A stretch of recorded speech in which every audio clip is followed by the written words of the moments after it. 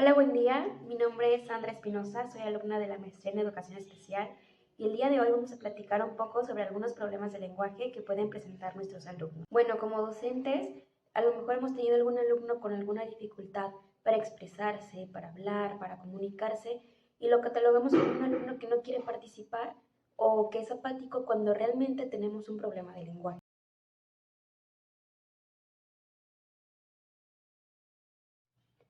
Cuando hablamos de un retraso en el lenguaje, como su nombre lo dice, es un retardo en las diferentes etapas del lenguaje que está presentando el niño.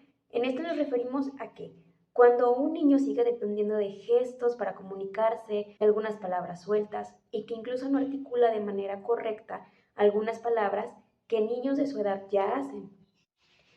Es muy importante tomar en cuenta que un retraso en el lenguaje no lo podemos tomar a la ligera. Es importante tomar cartas en el asunto porque nos puede traer consecuencias importantes en aspectos socioemocionales y académicos. Cuando hablamos de un trastorno específico del lenguaje, nos referimos a que el lenguaje de nuestro alumno o de nuestro niño va lento respecto a la edad cronológica que tiene. En este caso debemos dejar de lado pensar que tiene relación con algún déficit sensorio, auditivo, motor, cognitivo. Debemos descartar aquí cualquier cosa que tenga que ver con lo cognitivo. Nada neurológico, es simplemente un retraso en el desarrollo de su lenguaje. Entonces, no es por nada neurológico, no es por pérdida auditiva, ni problemas motores, ni sensoriales, etc. Simplemente es un retraso en el desarrollo respecto a su edad cronológica.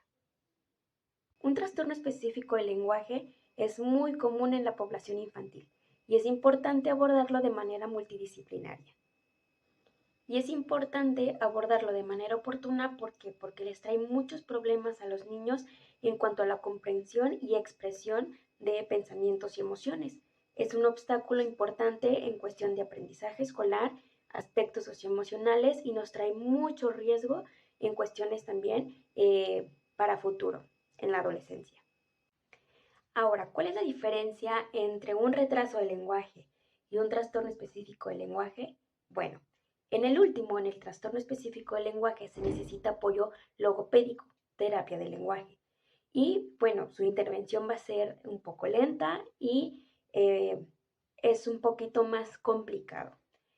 En un retraso del lenguaje simplemente es importante mejorar la competencia del alumno y se necesita menos tiempo y el niño puede salir adelante mucho más rápido. En este caso, bueno, es importante siempre tener un pronóstico de intervención oportuno en las dos. Ahora, adentrándonos un poquito más en las diferencias entre una y otra, bueno, en el retraso del lenguaje, el problema se centra en la expresión, no tanto en la comprensión. También es importante comentar que el acceso al lenguaje oral o a la comunicación se da entre el año y medio, suele darse en una población homogénea y bueno, en un contexto enriquecedor, estimulador, se puede dar muy buenos resultados y pronto. Bueno, ahora, hablando en el trastorno específico, el lenguaje es un poquito más complejo. En este caso, ya los problemas se dan tanto en la expresión como en la comprensión. También nuestros alumnos o niños diagnosticados con trastornos específicos del lenguaje tienen características diferentes, no es homogéneo. Asimismo, la parte morfosintáctica o el componente morfosintáctico suele ser el más afectado o el más alterado y también se dan errores lingüísticos que no corresponden con los usuales en el proceso de esta adquisición, ¿no?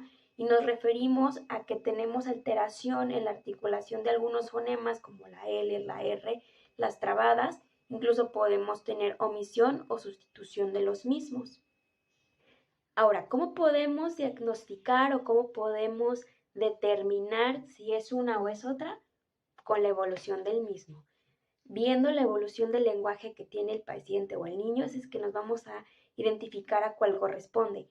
Y es que, por ejemplo, el retraso en el lenguaje, como comentaba hace rato, es rápido, es homogéneo y un trastorno específico del lenguaje nos afecta la adquisición y el desarrollo del lenguaje oral e incluso algunos estudios nos arrojan que hay mayor probabilidad de que un niño los desarrolle cuando hay antecedentes familiares. Es importante también identificar las características que tiene cada alumno y cómo pasan con el tiempo. ¿Por qué? Porque depende de la etapa y el abordaje de los aprendizajes es que surgen nuevos problemas y es importante determinar qué es lo que está pasando e incluso ir actualizando las evaluaciones para así producir los cambios que las circunstancias y el aprendizaje nos vaya pidiendo. Existen unas instrucciones de la Dirección General de Participación y Equidad por las que se actualizan los protocolos de detección e identificación del alumnado que presentan algunas necesidades específicas en cuanto al educativo. Y bueno, nos habla de algunas categorías en cuestión de dificultades lingüísticas. En el caso de los retrasos del lenguaje, nos dice que puede haber dificultades de aprendizaje en donde los alumnos presentan un desfase significativo en algunas cuestiones de aparición y desarrollo de algunos aspectos del lenguaje que, por ejemplo, son el aspecto fonológico, morfosintáctico, semántico y pragmático, y que puede ser una de las razones por las que le cuesta acceder a aprendizajes escolares y bueno, en cuestión también de expresión oral y escrita y en comprensión. Por otro lado, tenemos en los trastornos específicos del lenguaje, ya en la categoría de necesidades educativas especiales. ¿Por qué? Porque lo consideran un déficit en el desarrollo del lenguaje expresivo y receptivo verbal que se caracteriza por un retraso en el lenguaje, un desarrollo ralentizado y no se asocia a ninguna discapacidad. Y bueno, aquí también tenemos o podemos diferenciar dos tipos, que son el trastorno específico del lenguaje expresivo y trastornos específicos del lenguaje mixtos. Hablando del diagnóstico, es importante considerar que ya podemos confirmarlo a los 5 años, pero a los 4 años también podríamos ya estar hablando de un trastorno específico del lenguaje porque ya tenemos indicadores muy claros.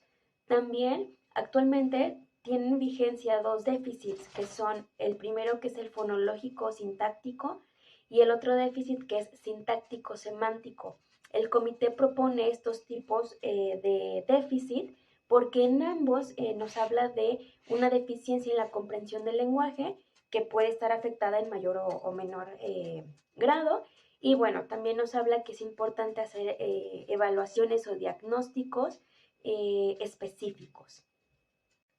Muchas gracias por la atención.